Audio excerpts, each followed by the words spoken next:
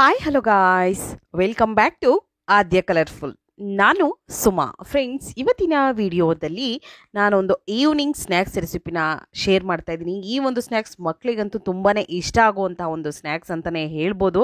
ತುಂಬಾ ಈಸಿಯಾಗಿ ಮಾಡ್ಕೊಳ್ಳೋ ಅಂಥದ್ದು. 1 ಕಪ್ ಗೋಧಿ ಹಿಟ್ಟಿನಿಂದ ಗರಿಗರಿಯಾದ ಸ್ನ್ಯಾಕ್ಸ್ನ ತಯಾರಿಸಿ ಮಕ್ಕಳಿಗೆ ಕೊಟ್ಟರೆ ಒಂದು ಬಿಡದೆ ತಿಂದು ಮುಗಿಸ್ತಾರೆ ಅಂತ ಹೇಳ್ಬೋದು. ತುಂಬಾ ಈಸಿಯಾಗಿ ಮಾಡ್ಕೊಳ್ಳುವಂಥ ಒಂದು ಈವ್ನಿಂಗ್ ಸ್ನ್ಯಾಕ್ಸ್ ರೆಸಿಪಿನ ನಿಮ್ಮ ಜೊತೆ ಶೇರ್ ಮಾಡ್ಕೊಳ್ತಾ ಇದ್ದೀನಿ. ಖಂಡಿತವಾಗ್ಲೂ ಒಮ್ಮೆ ತಯಾರಿಸಿ ಹೇಗೆ ಬಂತು ಅಂತ ತಪ್ಪದೆ ಕಾಮೆಂಟ್ ಸೆಕ್ಷನಲ್ಲಿ ತಿಳಿಸಿ ಫ್ರೆಂಡ್ಸ್. ಓಕೆ, ಸೊ ಈ ಒಂದು ಸ್ನ್ಯಾಕ್ಸನ್ನು ತಯಾರಿಸೋದಕ್ಕೆ ಮೊದಲನೇದಾಗಿ ಒಂದು ಮಿಕ್ಸಿಂಗ್ ಬೌಲ್ ತೊಗೊಂಡಿದ್ದೀನಿ. ಇದಕ್ಕೆ 1 ಕಪ್ ಆಗುವಷ್ಟು ಗೋಧಿ ಹಿಟ್ಟನ್ನು ಹಾಕ್ಕೊಳ್ತಾ ಇದ್ದೀನಿ. ನಂತರ ನಾನು ರುಚಿಗೆ ತಕ್ಕಷ್ಟು ಉಪ್ಪನ್ನು ಹಾಕ್ಕೊಳ್ತಾ ಇದ್ದೀನಿ. ಇಲ್ಲಿ ತುಂಬಾ ಟೇಸ್ಟಿಯಾಗಿ ಮಾಡ್ಕೋಬೋದು. ಹಾಗೆ ಒಂದು ಅರ್ಧ ಸ್ಪೂನ್ ಆಗುವಷ್ಟು ಅಜ್ವೈನ್ನ ತಗೊಳ್ತಾ ಇದ್ದೀನಿ. ಅಜ್ವೈನ್ನ ಕೈಯಲ್ಲೇ ಈ ಥರ ಕ್ರಷ್ ಮಾಡಿ ಹಾಕ್ಕೊಳ್ತಾ ಇದ್ದೀನಿ. ಸ್ವಲ್ಪ ಜೀರಿಗೆಯನ್ನು ಕುಟ್ಟಿ ಹಾಕ್ಕೊಳ್ತಾ ಇದ್ದೀನಿ, 1/4 ಟೀ ಸ್ಪೂನ್ ಆಗುವಷ್ಟು ಅಷ್ಟೇ ಫ್ರೆಂಡ್ಸ್. ಇಷ್ಟನ್ನು ಹಾಕಿದ ನಂತರ ಈಗ ಇದಕ್ಕೆ 1 ಟೇಬಲ್ ಸ್ಪೂನ್ ಆಗುವಷ್ಟು ತುಪ್ಪವನ್ನು ಹಾಕ್ಕೊಳ್ಳೋಣ. ಇಷ್ಟನ್ನು ಹಾಕಿ ಒಂದ್ಸಲ ಚೆನ್ನಾಗಿ ಇದನ್ನು ಮಿಕ್ಸ್ ಮಾಡ್ಕೊಳ್ಳೋಣ. ಫ್ರೆಂಡ್ಸ್, ನೀವು ಯಾರಾದರೂ ಫಸ್ಟ್ ಟೈಮ್ ನನ್ನ ಚಾನಲ್ಗೆ ವಿಸಿಟ್ ಮಾಡಿದರೆ ಪ್ಲೀಸ್ ನನ್ನ ಚಾನಲ್ನ ಸಬ್ಸ್ಕ್ರೈಬ್ ಮಾಡ್ಕೊಳ್ಳಿ, ಹಾಗೆ ಲೈಕ್ ಮಾಡಿ ಮತ್ತು ಹೆಚ್ಚೆಚ್ಚು ಶೇರ್ ಮಾಡಿ ಫ್ರೆಂಡ್ಸ್. ಇವಾಗ ಚೆನ್ನಾಗಿ ಇದನ್ನು ಮಿಕ್ಸ್ ಮಾಡ್ಕೊಳ್ತಾ ಇದ್ದೀನಿ.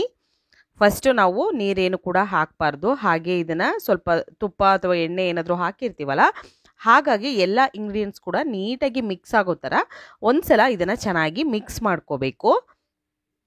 ಅದಾದ ನಂತರ ಸ್ವಲ್ಪ ನೀರನ್ನು ಹಾಕ್ಕೊಳ್ಬೇಕಾಗುತ್ತೆ. ನಮಗೆ ಚಪಾತಿ ಹಿಟ್ಟಿನ ಹದಕ್ಕಿಂತ ಸ್ವಲ್ಪ ಗಟ್ಟಿ ಇರಬೇಕಿದು. ಅದಕ್ಕೋಸ್ಕರ ನೋಡಿ, ಈಗ ಹಿಟ್ಟನ್ನು ಕಲಿಸ್ಕೊಳ್ತಾ ಇದ್ದೀನಿ ನಾನು ಈ ರೀತಿಯಾಗಿ. ನೀರು ಜಾಸ್ತಿ ಏನು ಬೇಕಾಗೋದಿಲ್ಲ. ಈ ರೀತಿಯಾಗಿ ಹಿಟ್ಟನ್ನು ಕಲಸಿ ನಾವು ಇದನ್ನು ಒಂದು ಸೈಡು ತೆಗೆದಿಟ್ಕೊಳ್ಳೋಣ. ದಿಢೀರಾಗಿ ಮಾಡ್ಕೊಳ್ಳುವಂಥ ಒಂದು ಸ್ನ್ಯಾಕ್ಸು. ನಿಮಗೆ ಸಂಜೆ ಕಾಫಿ ಟೀ ಜೊತೆ ಬೇಕಾದರೆ ನೀವು ಬೇಕು ಅಂದರೆ ಇದನ್ನು ಸ್ಟೋರ್ ಮಾಡಿ ಕೂಡ ಇಡ್ಬೋದು. ಇದು ಸ್ಟೋರ್ ಮಾಡಿ ಸುಮಾರು ಒಂದು 15 ದಿನದವರೆಗೂ ಕೂಡ ನೀವು ಇಡ್ಬೋದು, ಅಷ್ಟೇ ಕ್ರಿಸ್ಪಿಯಾಗಿ ಇರುತ್ತೆ.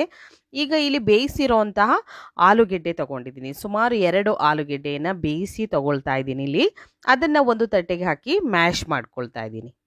ನೋಡಿ, ಇಲ್ಲಾಂದರೆ ಮ್ಯಾಶರ್ ಇದ್ದರೆ ಉಪಯೋಗಿಸಿ, ಇಲ್ಲಾಂದರೆ ಕೈಯಲ್ಲೇ ನೀವು ಕಿವುಚಿ ಕೂಡ ತಗೊಳ್ಬೋದು. ಈಗ ಈಗ ನಾವು ಆಲೂಗೆಡ್ಡೆಯನ್ನು ತಗೊಂಡ ನಂತರ ಇವಾಗ ಇದಕ್ಕೆ ನಾವು ಮಸಾಲೆಗಳನ್ನು ಹಾಕ್ಕೊಳ್ಳೋಣ. ಸ್ವಲ್ಪ ಒಂದೇ ಒಂದು ಪಿಂಚಷ್ಟು ನಾನು ಅರಿಶಿನ ಹಾಕ್ಕೊಂಡಿದ್ದೀನಿ. ನಂತರ ಪೆಪ್ಪರ್ ಪೌಡರ್ ಹಾಕ್ಕೊಳ್ತಾ ಇದ್ದೀನಿ. ಪೆಪ್ಪರ್ ಪೌಡರ್ ಬದಲು ಬೇಕು ಅಂದರೆ ಚಾಟ್ ಮಸಾಲ ಕೂಡ ನೀವು ಉಪಯೋಗಿಸ್ಬೋದು. ರುಚಿಗೆ ಸ್ವಲ್ಪ ಉಪ್ಪನ್ನು ಹಾಕ್ಕೊಳ್ತಾ ಇದ್ದೀನಿ. ಹಾಗೆ ಇದಕ್ಕೆ ಸ್ವಲ್ಪ ಜೀರಿಗೆಯನ್ನು ಹಾಕ್ಕೊಳ್ತಾ ಇದ್ದೀನಿ ಪೌಡರ್ ಮಾಡಿ. ನಂತರ ಖಾರದ ಪುಡಿ ಹಾಕ್ಕೊಳ್ಳೋಣ. ಖಾರಕ್ಕೆ ಅನುಗುಣವಾಗಿ ನೀವು ಖಾರದ ಪುಡಿಯನ್ನು ಹಾಕ್ಕೊಳ್ಬೋದು. ತುಂಬಾ ಈಸಿಯಾಗಿ ಮಾಡ್ಕೊಳ್ಳುವಂಥ ಒಂದು ಈವ್ನಿಂಗ್ ಸ್ನ್ಯಾಕ್ಸ್. ನೆಕ್ಸ್ಟು ಇದಕ್ಕೆ ಸ್ವಲ್ಪ ನಾನು ಗರಂ ಮಸಾಲವನ್ನು ಹಾಕ್ಕೊಳ್ತಾ ಇದ್ದೀನಿ. ಒಂದು ಪಿಂಚಷ್ಟು ನಾನು ಹಾಕ್ಕೊಳ್ತಾ ಇರೋದು. ಸೊ ಮಸಾಲೆಗಳನ್ನು ನಾನು ಯಾವಾಗಲೂ ಕೂಡ ಕಮ್ಮಿನೇ ಉಪಯೋಗಿಸ್ತೀನಿ, ಬೇಕು ಅಂದರೆ ನೀವು ಹೆಚ್ಚು ಮಾಡ್ಕೋಬೋದು.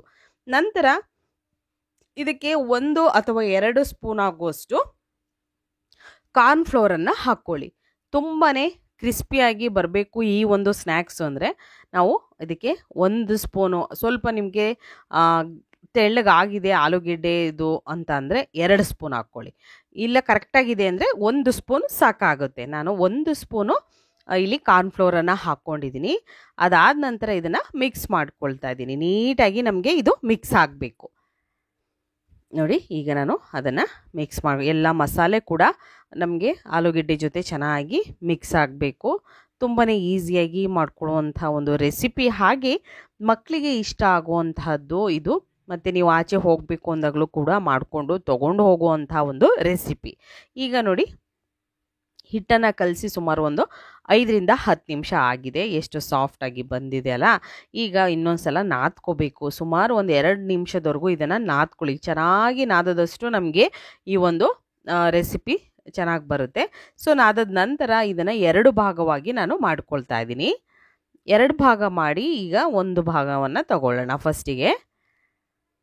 ಈ ರೀತಿಯಾಗಿ ಇದನ್ನು ಇನ್ನೊಂದು ಸಲ ನಾನು ನಾದ್ಕೊಳ್ತಾ ಇದ್ದೀನಿ. ಅದಾದ ನಂತರ ಇವಾಗ ನಾವು ಚಪಾತಿ ಮಾಡೋದಕ್ಕೆ ಹೇಗೆ ನಾವು ಹಿಟ್ಟನ್ನು ರೆಡಿ ಮಾಡ್ಕೊಳ್ತೀವಲ್ಲ, ಅದೇ ರೀತಿ ರೆಡಿ ಮಾಡ್ಕೋಬೇಕಾಗುತ್ತೆ.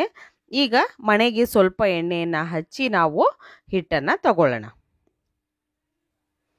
ಇವಾಗ ಇದನ್ನು ಲಟ್ಟಿಸ್ಕೋಬೇಕು. ತೀರಾ ತೆಳ್ಳಗೂ ಲಟ್ಟಿಸ್ಕೋಬಾರ್ದು, ಹಾಗೆ ತೀರಾ ನಮಗೆ ದಪ್ಪನೂ ಇರಬಾರ್ದು. ನೋಡಿ ಈ ರೀತಿಯಾಗಿ ನಾನು ಲಟ್ಟಿಸ್ಕೊಳ್ತಾ ಇದ್ದೀನಿ.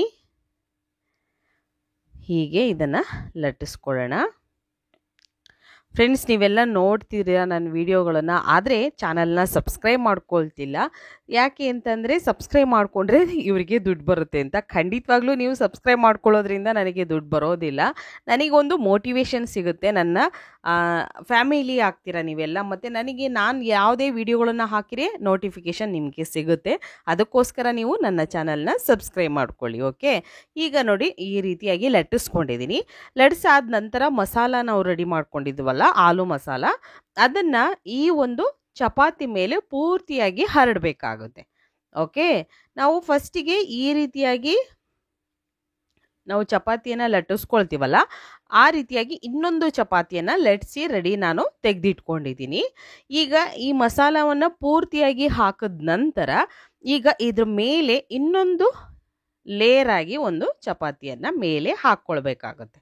ನೋಡ್ತಾ ಇದ್ದೀರಲ್ಲ, ಈ ರೀತಿಯಾಗಿ ರೆಡಿ ಮಾಡಿ ನಾನು ಫಸ್ಟೇ ತಗೊಂಡಿದ್ದೆ, ಅದನ್ನು ಮೇಲ್ಭಾಗಕ್ಕೆ ಮತ್ತೆ ಹಾಕ್ಕೊಳ್ತಾ ಇದ್ದೀನಿ. ಪೂರ್ತಿಯಾಗಿ ಸೈಡಲ್ಲೆಲ್ಲ ನೀಟಾಗಿ ಕ್ಲೋಸ್ ಆಗೋ ಹಾಗೆ ನೀವು ಇದನ್ನು ಮಾಡ್ಕೊಳ್ಳಿ. ನೋಡಿ ಈ ರೀತಿಯಾಗಿ ಸ್ವಲ್ಪನೂ ಗ್ಯಾಪ್ ಇಲ್ಲದ ಹಾಗೆ ನೀವು ಅದನ್ನು ಕವರ್ ಮಾಡ್ಕೊಳ್ಳಿ. ತುಂಬಾ ಈಸಿಯಾಗಿ ಮಾಡ್ಕೊಳ್ಬೋದು ಫ್ರೆಂಡ್ಸ್. ಖಂಡಿತವಾಗ್ಲೂ ಟೀ ಟೈಮ್ಗಂತೂ ಸೂಪರ್ ಹೇಳಿ ಮಾಡಿಸಿದಂತಹ ಒಂದು ರೆಸಿಪಿ ಅಂತಲೇ ಹೇಳ್ಬೋದು ಇದನ್ನು. ಇವಾಗ ಮೇಲ್ಗಡೆ ಒಂದು ಸಲ ಇದನ್ನು ಲಟ್ಟಿಸ್ಕೊಳ್ತೀನಿ. ಜಾಸ್ತಿ ದಪ್ಪ ಬೇಡ ನಮಗೆ, ಇದಕ್ಕೋಸ್ಕರ. ಅದಾದ ನಂತರ ಈಗ ಇದನ್ನು ಕಟ್ ಮಾಡ್ಕೊಳ್ಳೋಣ. ಕಟ್ ಮಾಡೋದಕ್ಕೆ ನಾನು ಈ ಶೇಪಲ್ಲಿ ಕಟ್ ಮಾಡ್ಕೊಳ್ತಿದ್ದೀನಿ. ನಿಮ್ಗೆ ಯಾವ ಶೇಪ್ ಬೇಕೋ ಆ ಶೇಪಲ್ಲಿ ನೀವು ಕಟ್ ಮಾಡ್ಕೊಳ್ಬೋದು. ಹಾಗೆ ಕೂಡ ಹಾಕ್ಕೊಳ್ತೀವಿ ಅಂದರೆ ಅದು ಕೂಡ ಆಗುತ್ತೆ. ಇಲ್ಲ ಅಂದರೆ ಈ ರೀತಿಯಾಗಿ ಮಾಡ್ತೀವಿ ಅಂದರೆ ಖಂಡಿತವಾಗ್ಲೂ ಮಾಡ್ಬೋದು. ತುಂಬಾ ಡಿಫ್ರೆಂಟಾಗಿರುತ್ತೆ, ನೋಡೋದಕ್ಕೂ ಕೂಡ ತುಂಬಾ ಚೆನ್ನಾಗಿ ಕಾಣುತ್ತೆ ಫ್ರೆಂಡ್ಸ್. ಓಕೆ, ಈಗ ನೋಡಿ ಈ ರೀತಿಯಾಗಿ ನಾವು ಕಟ್ ಮಾಡ್ಕೊಳ್ಳೋಣ. ಸ್ಕ್ವೇರ್ ಶೇಪಲ್ಲಿ ನಾನು ಕಟ್ ಮಾಡ್ಕೊಳ್ತಾ ಇದ್ದೀನಿ ಎಲ್ಲದನ್ನು ಕೂಡ. ಹೀಗೆ ಕಟ್ ಮಾಡಿದ ನಂತರ ಇದನ್ನು ನಾವು ಹೇಗೆ ಡಿಸೈನ್ ಮಾಡ್ಕೊಳ್ಳೋದು ಅನ್ನೋದನ್ನು ಇಂಪಾರ್ಟೆಂಟ್ ಆಗೋದು, ಅದನ್ನು ನೋಡ್ಕೊಳ್ಳಿ ಫ್ರೆಂಡ್ಸ್. ಓಕೆ, ಇಲ್ಲಾಂದರೆ ಹಾಗೆ ಹಾಕ್ಕೊಳ್ತೀವಿ ಅಂದರೆ ಹಾಗೂ ಕೂಡ ಹಾಕ್ಕೊಳ್ಬೋದು, ಅಥವಾ ನಿಮಗೆ ಬೇರೆ ಥರ ಬರುತ್ತೆ ಅಂದರೆ ಹಾಗೂ ಕೂಡ ನೀವು ಮಾಡ್ಕೋಬೋದು. ಒಂದು ಪೀಸನ್ನು ಇವಾಗ ತಗೊಳ್ಳೋಣ. ತಗೊಂಡ ನಂತರ ಇದನ್ನು ಈ ಎಡ್ಜು ಮತ್ತು ಈ ಕಡೆ ಎಡ್ಜ್ ಇರೋದನ್ನು ನಾವು ಈ ರೀತಿ ಪ್ರೆಸ್ ಮಾಡ್ಕೋಬೇಕು. ಮತ್ತು ಈಗ ಈ ಎರಡು ಎಡ್ಜನ್ನು ಈ ರೀತಿಯಾಗಿ ಮಡಚಿ ಅದನ್ನು ಪ್ರೆಸ್ ಮಾಡ್ಕೋಬೇಕು.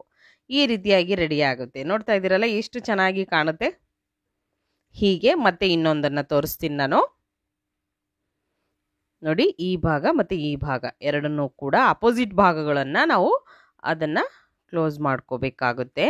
ನೋಡಿ ಈ ರೀತಿಯಾಗಿ ಮಾಡಿದ್ರೆ ಪರ್ಫೆಕ್ಟಾಗಿ ಈ ಒಂದು ಸ್ನ್ಯಾಕ್ಸ್ ನಮಗೆ ಬರುತ್ತೆ. ಈ ರೀತಿಯಾಗಿ ಎಲ್ಲದನ್ನು ಕೂಡ ರೆಡಿ ಮಾಡಿ ಒಂದು ತಟ್ಟೆಗೆ ಹಾಕ್ಕೊಳ್ತೀನಿ ನಾನು. ನಂತರ ಈಗ ಕಾಯೋದಕ್ಕೆ ಆಲ್ರೆಡಿ ಎಣ್ಣೆ ಇಟ್ಟಿದ್ದೀನಿ. ಎಣ್ಣೆ ಮೀಡಿಯಮಾಗಿ ಕಾಯಲಿ, ಜಾಸ್ತಿ ಬೇಡ, ಮೀಡಿಯಮಾಗಿ ಕಾದ ನಂತರ ಇವಾಗ ನಾವು ಎಣ್ಣೆಯಲ್ಲಿ ಫ್ರೈ ಮಾಡ್ಕೊಳ್ಳೋಣ.